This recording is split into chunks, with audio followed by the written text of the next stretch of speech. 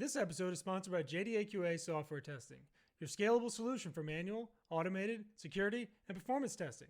Check us out at jdaqa.com. And with that, let's get on with the show.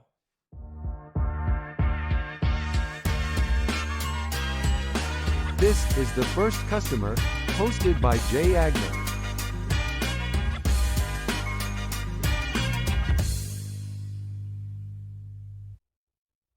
Hi, everyone. Welcome to the First Customer Podcast. My name is Jay Agner. Today, I am lucky enough to be joined by Fahvyon Jimenez, founder and principal at Jimenez Strategy and Analytics. Fav, hey, buddy. How are you? I'm great. How are you? I'm good, man. I'm good. It's fall time. I love fall time. It's beautiful out. Eagles are winning. Phillies are winning. Everything's good, man. Yeah, thanks. And you're down in the Italian market in Philly, right? Yep. Okay. Great neighborhood. And did you grow up here? Tell me a little bit about your background and kind of like where you grew up, and did that have an impact on you being an entrepreneur later in life? Yeah, so I grew up in the proud state of New Jersey, right outside the city in Mount Laurel. And my folks are from Puerto Rico, but they really also more or less grew up in Jersey. But my dad has been a business owner for a long time, since I was probably like 7 or 8 years old. He does furniture design, contracting, kind of that sort of thing. And so definitely it's always been kind of like in the mix that like the best way to do stuff is to do it on your own. But he did furniture repair and before that construction for many years and like picked up some skills, and now his business is doing great. Mine's doing really good too, but definitely the first part was tough for both. Okay. Yeah, we'll talk about that. And what do you do at Jimenez Strategy? I mean, what is your kind of mission statement?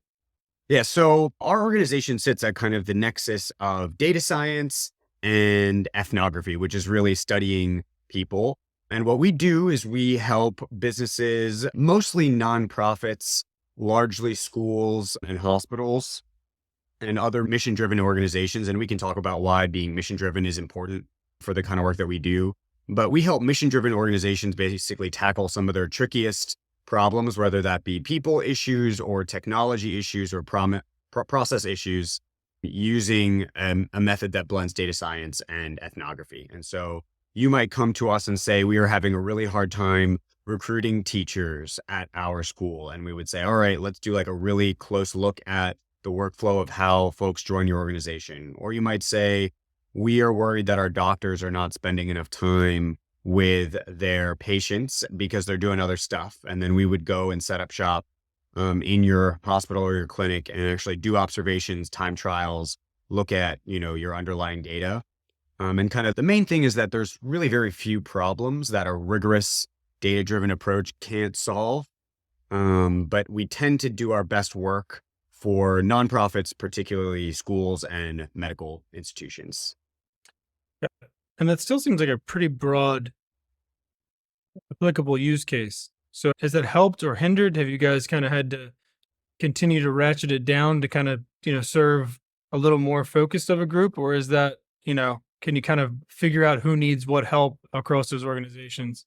No, you're absolutely right about it. Like the broadness is not an asset for any organization. And so that's why when we're going after some business or a client, we have to be much, much more specific than we solve problems with data, because the client really doesn't care about the approach at all. Right. They really care about you as an organization. They care about which consultants are going to be on the project, and they care about, do you know how to solve the problem that's right in front of me? And so it's, the contracts that we win and the projects that we go for are when we have been either approached or approached someone with some sort of an issue that we know. Like we know that pretty much every school in America is dealing with recruitment and retention issues. So if it's, a school that is anyway typical, I might approach them and say, sit down with the superintendent or the principal or whoever's in charge and say, how are you guys doing with retention and with recruitment? And they'll say, oh my God, horrible. And then we talk about, whichever projects we've done before and how we approached it.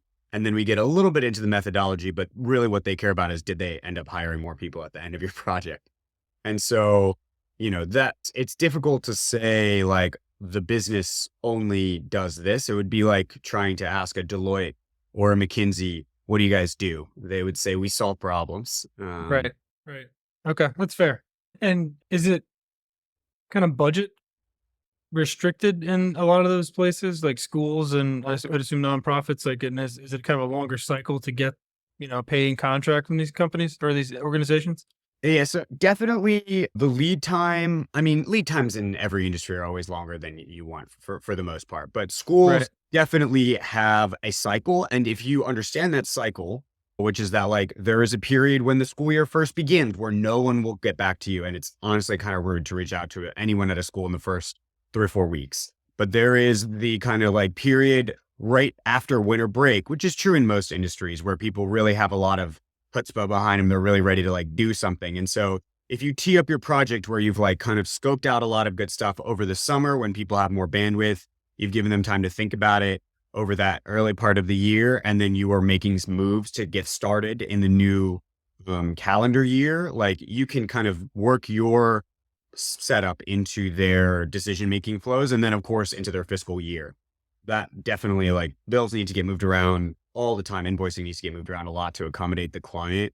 And it's easier to get into their, lead times get shorter when you're willing to work with them on timing and things like that. Hmm. Um, so yeah, it's definitely a long lead time. I would say budgets are, you just need to pick a problem that's really central to them. If you're picking a problem to solve that is, a nice to have, then yeah, there's not going to be budget for you. But if you're picking a problem like, I don't know, like our nurses and doctors, I keep going back to retention just because we've had some projects like that recently, but our nurses and doctors are really unsatisfied with our new space. And a lot of them are quitting, and all of them are making kind of life kind of challenging because they're so miserable in this space. It wasn't properly designed. Like it's easy to get funding for a project that will improve retention in areas where personnel are really hard to retain, like medical, like education. Got it. So we skipped over a little bit, but was this the first business you started? I was thinking about this. This is, I guess, the first legit business I have ever started. I don't know if you remember in like 2007, there were these absurd bracelets everyone was making with the like out of this crazy neon yarn. Yeah. And I like, it was just kind of funny. I was at my parents' place like last week and I stumbled into the box of like spools of this ridiculous neon yarn. And I was like, that business did not go great. So I would say this is definitely my first successful business. But yeah, this is like number one. Did you learn anything from that foray that you kind of applied to this business at all? Yeah, I definitely learned that my parents would support me no matter how ridiculous my business was. So when I told them I was going to quit my fancy job to start this, and they were like, absolutely. I was like, you guys, well, I could say anything. And you guys would be like, Right. we believe in you. And so I think there was something about taking advice from people who are willing to be straight with you, because what I ended up doing, the way I really started is I was working as the chief technology officer for a school group called Cristo Rey Philadelphia, their like campus in particular. And like basically I started with clients, but it wasn't until the client workload became impossible to do while I was working full time that I left my job to go focus on my, starting the business and like really doubling down on it. And so I think, and that was not my idea at all. That was advice from a guy who I go to for advice all the time, a business professor I had at USC where I did my undergrad. And he's the guy who I call for, he is sometimes too honest with. It's good to have those people in your life. So who was your first customer for your consulting gig? I mean, you mentioned you had a couple that you kind of spun up. How did you turn that CTO job into a side gig and then eventually a full-fledged business? Yeah. So the way I got my first customer is very much the way I still get a lot of customers. And maybe it's just I like know that works. And so I keep going back to it. But we were doing some like my main job when I was chief technology officer for that school group was to do the same kind of digital transformations that we would do for clients at Deloitte, which would take them from kind of a startup to a real organization that, had raised $50 million over the previous year and a half to like build new campuses and like kind of really expand. And so they said, our technology operation is not reflective of the kind of operation that we really run day to day. And so what we had done there at the end of probably my second year was gotten to a point where all of the infrastructure and a lot of the people were ready for a lot more data-driven thinking, data-driven decision-making. And the tool that they trained us in how to use at Deloitte was Tableau. And that was what I decided to use at the school. And it also plays really nice with Salesforce. And then later they were acquired. So even they're every day they get more and more tightly wound. But we were asked by Tableau to present at a conference that they were having, particularly for K-12, just about the use cases that we had found at our organization. And we really were using it for now everyday stuff. And folks reached out to me after that and were like, could you please do this for us? And I was like, oh, interesting, I guess. And they were like, well, what's your rate? And I was like, oh, my rate.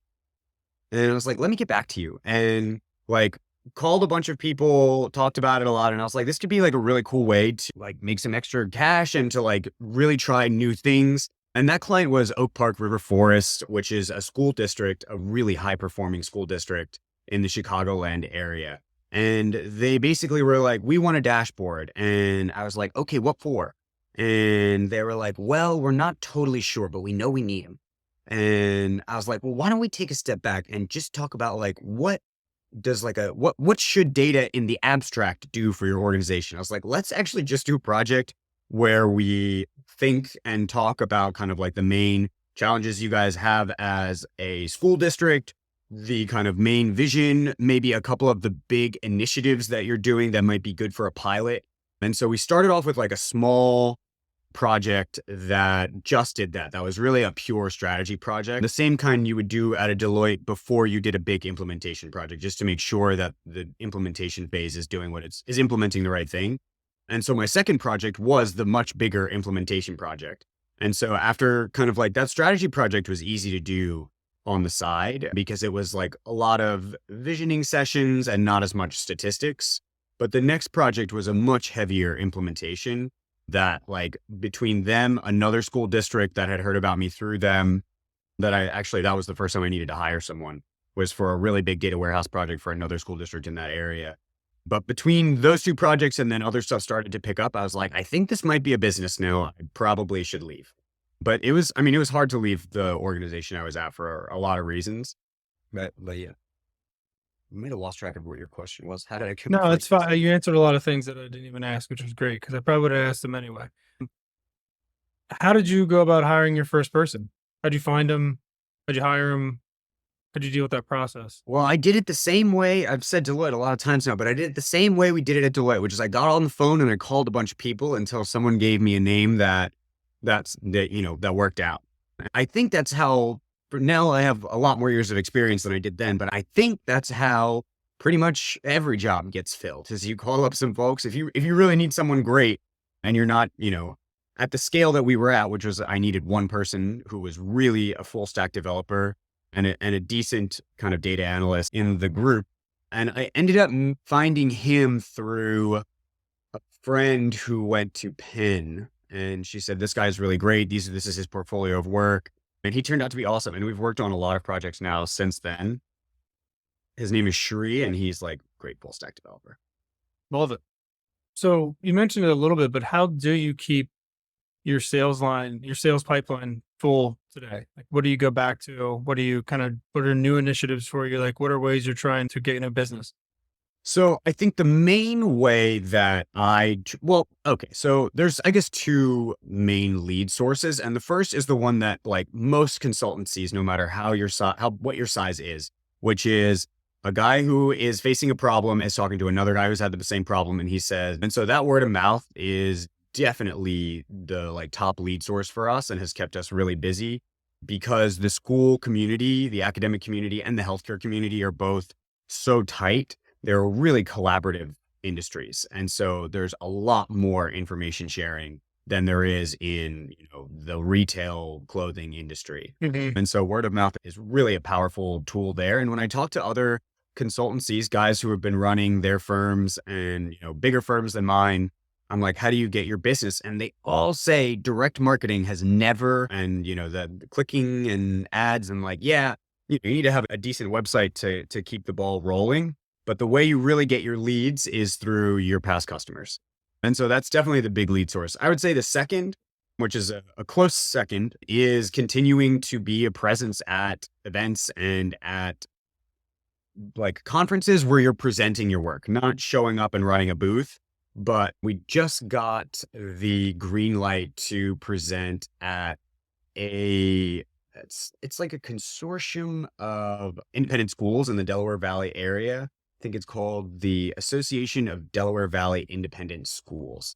And they have got a conference that is about innovation. And we always try to speak at conferences like that because then people can really see your work, engage Hmm. with your ideas, and then you build like a workshop environment in the same way you would if they were a client. And you show them kind of like in the weeds, you get much more attention and much more time with them than you would if you were sending an email or even setting up a 15-minute like pitch call with them. And you just come in as a trusted person who's been vetted by a broader organization. And really, I think I may have already said this, but when a firm or a client hires a consultancy, a lot of the time they do not totally understand the project. Certainly the decision maker doesn't always understand the project. Usually the champion on the inside really does, but that person is rarely the same person writing the check and making the decision.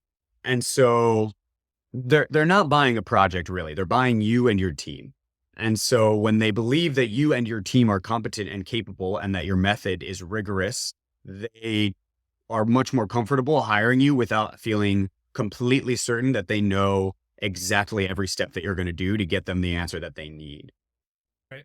That makes a lot of sense. And I love the speaking as a subject matter expert is huge, right? And I think it's a scary thing, but I think once you kind of conquer that fear, that's kind of the next level of like presenting yourself as an expert. People come up to you and ask you questions. Like you said, you help them out and you're not pitching them on anything. You're just teaching them, showing them stuff, and they kind of gravitate towards that, as all of us would if we needed to solve a problem and we saw somebody on a stage that could help us solve that problem. It's a pretty great avenue for that. So, a question about personal branding.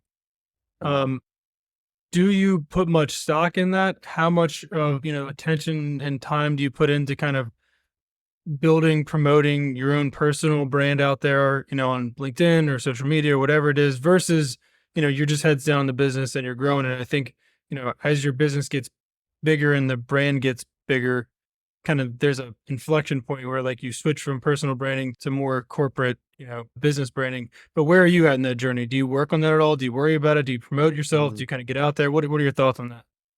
I think the way I approach this, I don't know if I've ever posted anything on LinkedIn before. I'll definitely like engage with other folks when I'm excited about what they're doing and they post, but a lot of what I feel like I see on LinkedIn and other places, like the more you post, in my mind, I'm like, the less you're actually doing because you have all this time to post all these things. Right. And so I find I don't really have time to like think about what sort of a post might get a lot of views. I just the conversion rate from an ad, even if it's not really an ad, if it's a real post that is getting shared with my real connections, paid nothing for it. The return on my time to draft such a post and make sure it hits all the, checks all of the difficult boxes it needs to check in order to be interesting and relevant and get clicked on is nowhere near as high of a return as if I call two or three people and go to coffee or get a beer with one of them from an organization that, Hmm. I have or haven't worked with already. And so I think Philadelphia is a small enough town, even though a lot of my clients are outside Philly, but definitely most of them are local to this region. I think Philly is a small enough town that you can build a personal brand, kind of, I guess, the old fashioned way where people know of you through other folks. And that, you know, there is probably going to be a point, and I am excited to hire someone when the day this is a problem is the day I will hire a 16-year-old social media manager. But we're definitely not there. Like, I think right now there is enough work to do in Philadelphia that we don't need to kind of go the very low ROI rate of putting out stuff online and managing brands through online presence when really what people believe is not what you post. It's what other folks have said about you and how you present yourself. Right. I love that. All right. One more question, non business related. Okay. If you could do anything on earth and you knew you couldn't fail, what would it be? Wow. I know I'm not going to fail. Let me think about.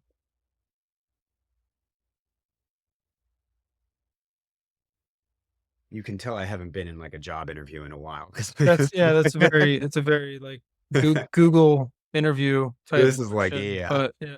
this is right after how many golf balls fit inside a 747 jet. Yeah, the Like, manhole cover thing. yeah. Yeah. Um, I guess if I could do anything and I knew I wouldn't fail, I would probably try to start like a real family while trying to make business into a giant, the big enterprise that I really do think it can be.